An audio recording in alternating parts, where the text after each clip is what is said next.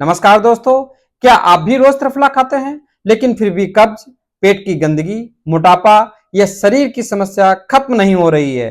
तो हो सकता है कि आप त्रिफला खा तो रहे हैं लेकिन गलत तरीके से खा रहे हैं। और अगर त्रिफला गलत समय, गलत मात्रा और गलत तरीके से लिया जाए तो फायदा कम और नुकसान ज्यादा हो सकता है। लेकिन अगर सही तरीके से लिया जाए तो त्रिफला शरीर के 3 बड़े रोगों को जड़ से खत्म करने में मदद कर सकता है। आज मैं आपको बताऊंगा त्रिफला खाने का सही तरीका, सही समय, सही मात्रा और किन लोगों को इसे नहीं लेना चाहिए।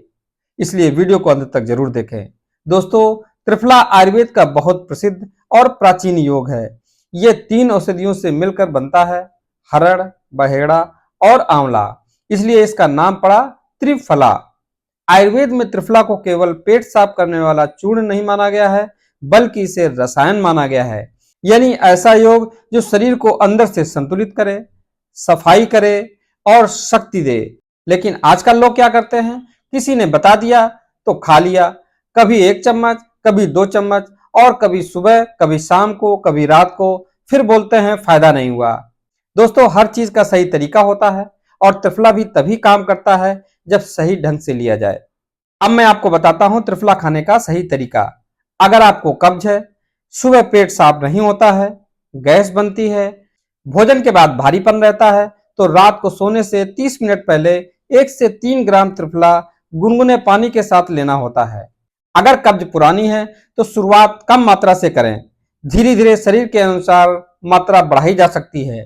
अगर शरीर में गर्मी रहती है, मुंह में छाले रहते हैं, आंखों में जलन रहती है, तो त्रिफला को सामान्य पानी से लेना बेहतर माना जाता है।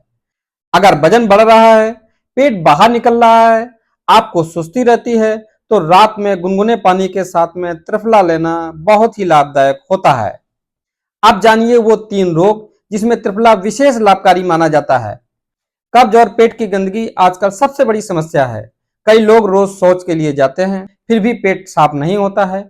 गैस, सिर दर्द, मुंह की बदबू, स्किन प्रॉब्लम सब कब्ज से जुड़ी हो सकती हैं। त्रिफला आंतों की सफाई में मदद करता है, मल को बाहर निकालने में सहायक माना जाता है। दूसरा रोग है मोटापा और बढ़ा हुआ पेट। जब पाचन कमजोर होता है, शरीर में आम और गंदगी बढ़ती है, तो शरीर में वजन बढ़ने लगता है। त्रिफला डाइजेशन को सपोर्ट करता है, जिससे मेटाबॉलिज्म बेहतर हो जाता है और वजन कम करने में मदद मिलती है। तीसरा है आंखों और त्वचा की समस्या। आयुर्वेद में त्रिफला को नेत्र के लिए हितकारी बताया गया है। त्वचा पर दाने, डलनेस की समस्या, इसमें भी शरीर की अंदरूनी सफाई बहुत जरूरी होती है, इसलिए त्रिफला उपयोगी माना जाता है। लेकिन अब सबसे जरूरी बात, किसे त्रिफला नहीं लेना चाहिए।